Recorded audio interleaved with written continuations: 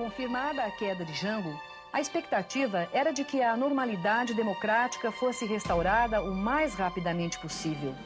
Nós achávamos que poderia ser uma intervenção cirúrgica de remoção do presidente da República, que considerávamos inepto, e de colocação de um governo tampão até a convocação das eleições no ano seguinte. Para nós, por exemplo, inicialmente eram 48 ou 72 dias. Passou-se a acreditar que os militares iam depor o Jango, devolver o poder aos políticos e não estava preparado, um governo militar. O pessoal do PSD, o Partido Social Democrático, que era o partido do Juscelino, do Tancredo, do Amaral Peixoto, do Ulisses Guimarães, que não tinha o peso na época que veio a ter depois, mas era um integrante importante desse partido. Eles já estavam com a perspectiva de que o Jango sairia, né, e que seriam mantidas as eleições do ano seguinte, nas quais o Juscelino ganharia. Ali tinha anos de ressentimento, não é isso?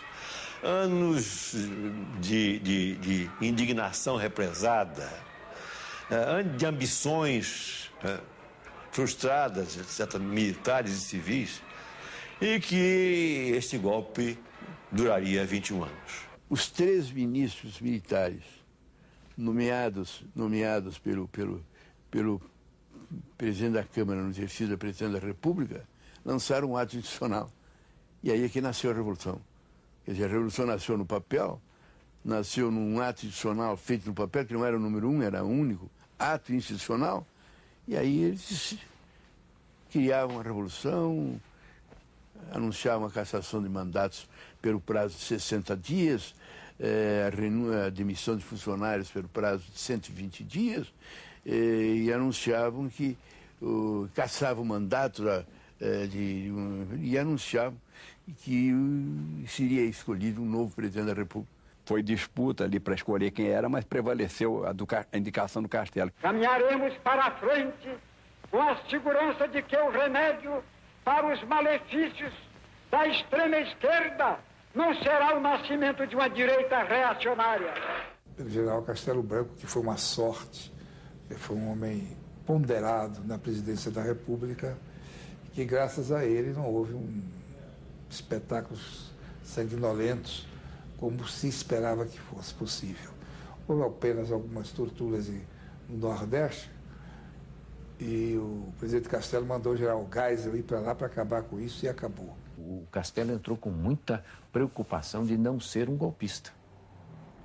O Castelo era um udenista, ele era todo da democracia, entendeu? Então ele estava preocupado com isso. O procedimento será o de um chefe de Estado sem tergiversações. No processo para a eleição do brasileiro, a quem entregarei o cargo a 31 de janeiro de 1966. Um dos discursos da ditadura era o do Castelo Branco, às vezes, que dizia que o governo veio para depurar o Estado e depois se institucionalizar, que depois o Geisel vai retomar. Agora, sempre se caía na ideia de que é necessário uma limpeza maior, parece os Estados Unidos no Iraque, quer dizer, ficam adiando a institucionalização, porque na verdade é um aceno ideológico. Porque na prática, o tipo de militarização que eles fizeram era incompatível com a democracia. O Castelo, ele era um lacerdista, ele era um udenista, ele, sem dúvida alguma, então ele assume com a convicção de que aquela coisa que eles tinham sonhado, de assumir e passar, fazer eleições e afastar o Brasil do perigo da desordem, e em seguida retomar o processo democrático. E o Castelo tem um mérito, que se dependesse dele, Castelo, a Revolução terminava com ele. O sucessor dele seria um civil, Pedro Aleixo, e não se falava mais em luta militar, quer dizer, em golpe militar, em 5 generais. No dia 9 de abril, o país tem um sinal claro de que o movimento de deposição do governo Jango estava tomando outros rumos. Do outro lado estava a área militar comandada pelo general Costa e Silva, que tinha uma outra visão, a visão da entrada no processo militar, o domínio da máquina política pelo militar, o banimento da classe política, uma intervenção muito mais profunda. Então, nós devemos ao presidente Castelo Branco, naquele momento, com a sua linha, que ele era um daqueles militares civilistas, que não tenha o processo degringolado para uma quartelada. Se você se prender a uma definição de sociologia política, foi um golpe de Estado. Porque ninguém pode negar isso, porque é um golpe de Estado, uma vez que se depôs um presidente que tinha sido eleito. Sem dúvida nenhuma. Golpe, nós nos consideramos, viu, contrários. Eu prefiro pegar uma palavra de um comunista que eu respeito muito, um marxista que eu respeito, que é Jacob Gorenda. No livro dele, de Combate nas Trevas, um capítulo ele dizia o golpe preventivo. Agora, se é preventivo, você já tem as respostas. Ou ele tem o nome de revolução ou contra-revolução. Porque ele foi uma iniciativa preventiva. Contra-golpe de quem? Eu sei, dos militares contra o presidente. Se é contra-golpe, pressupõe que o presidente estava em condições de dar golpe. O presidente caiu sem desferir um tiro. Um tiro. Não houve um general dos 42 que ele havia nomeado que saíram à rua com seus batalhões para defendê-lo. Logo, ele não devia estar tramando com os militares. Foi uma revolução, mas com base popular. O povo queria 64. Senão o exército não faria. Senão os políticos não aceitavam. Golpe. Puro golpe. Não, a revolução vinha embutida pelas ideias da Escola Superior de Guerra, do Golbery. Mas isso só se desenvolveu a partir daí, não antes. Não antes. O povo não tinha ideia de revolução social. E essa fantasia que foi muito divulgada, né, ela não se consolidou nem na impressão dos historiadores, nem mesmo dos analistas políticos. As forças que deram o golpe, sim, estavam fazendo agressões armadas. Um ano antes até, porque no Congresso que eu fui eleito, teve também metralhamento, soltavam bombas, não morreu ninguém. Os golpistas nunca desistiram, eu estou convencido disso até hoje. 64 era realmente alguma coisa das forças mais conservadoras, mais esclerosadas, delas não suportarem a ideia de um país que tivesse o caminho de reformas profundas. A indicação do Marechal Castelo Branco para presidente da República não é suficiente para pacificar as divergências internas do próprio movimento militar. Nós só tivemos um momento de coesão. Foi o momento de 31 de março.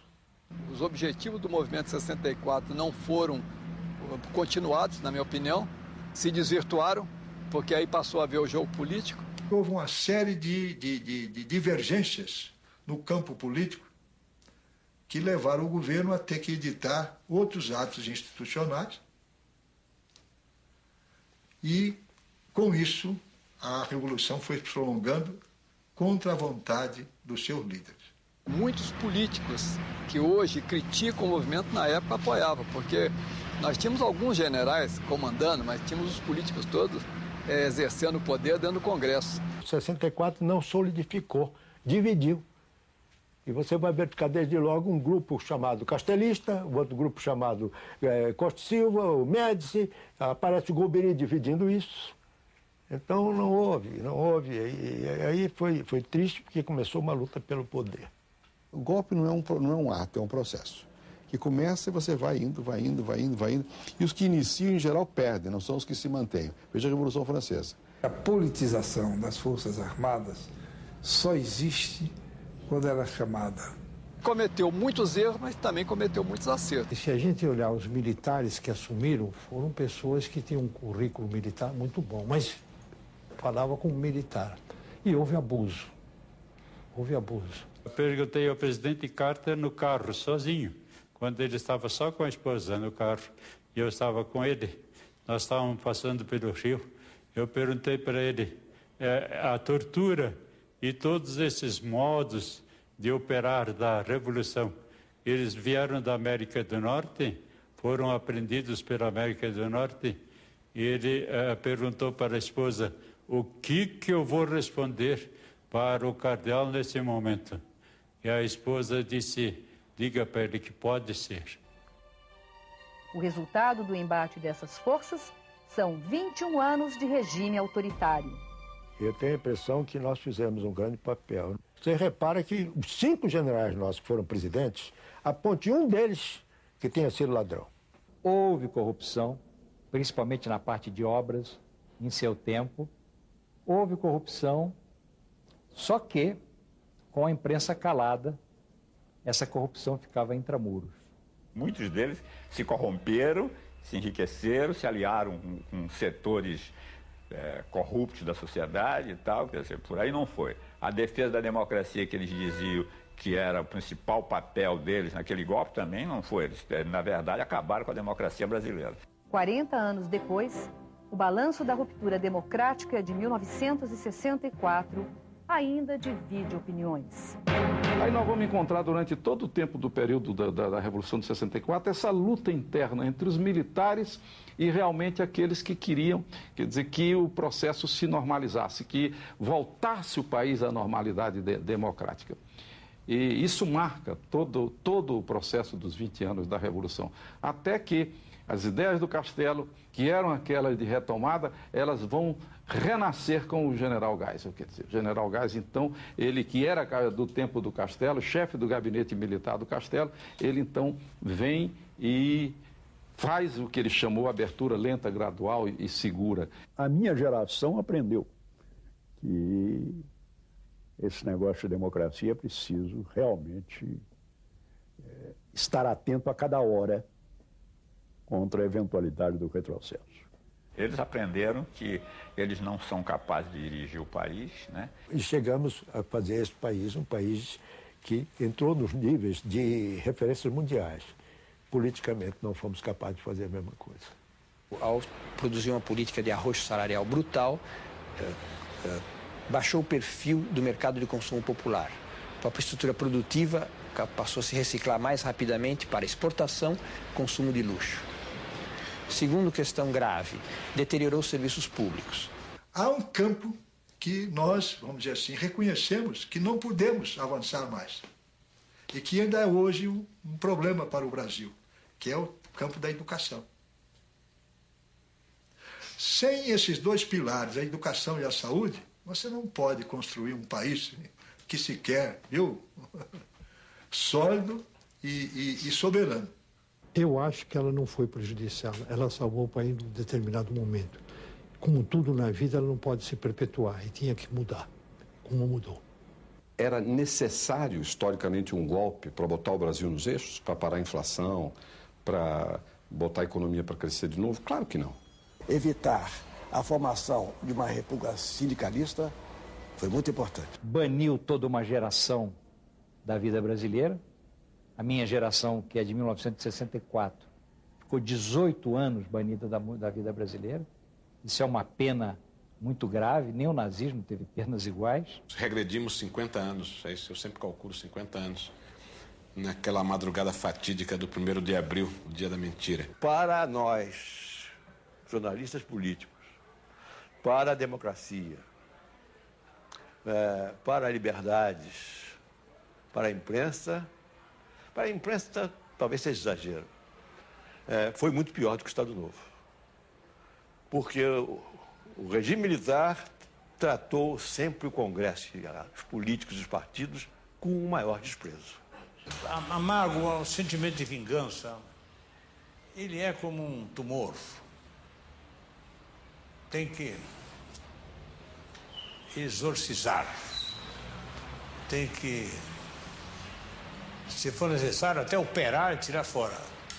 Tanto que isso que me fez compreender a anistia. A anistia tira uma espécie de tumor de dentro da gente.